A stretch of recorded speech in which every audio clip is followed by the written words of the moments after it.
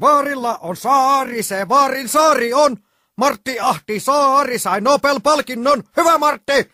Ai vaareja, joita ei Nobel-palkita, mutta meidän vaarilla Nobel-pysti on. No nyt ei ollut taas mitään järkeä tossa. Oli kyllä. Ei ollut mitään järkeä. Oli, joka sana resonoi.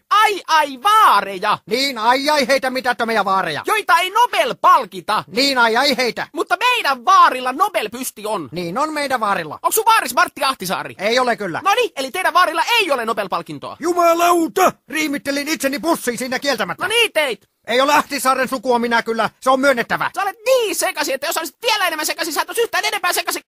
Mitä? Jumalauta! Koska todellinen ei voi olla sekaisin. Mutta ei laulun sanoja pidä ottaa kirjaimellisesti. Se on kyllä totta. Se on vähän vertauskuvallista tekstiä. Vähän niin kuin Mauri Sariola, huumeissa. No saisse se oli kuitenkin. Vai kuka sen tietää, kuka näitä Sariolan tekstejä tekee? Voi olla hyvin hänen vaimonsa. Ihan sama. Tai vaimon ystävätär. Pöysti, menet ja tutkit, kuka on sanoittanut äsken kuulun kappaleen. Täh? Onko sen tehnyt se vaimo vai sen kaveri vai joku muu? Sun tekemältä se kuulosti. Ai kuulosti? Joo. Ai tunnistit minulle tyypillisen polveilevan drogeen. Tunnistin, että se oli sekavaa paskaa. Et hauku Mauri Sariolaa. En hauku Mauri Sarjolaa, kun haukun sua. No minua saat haukkua. Sariolan puolesta otan haukut. Hieno kirjailija. Poliiseista kirjoitti osuvasti.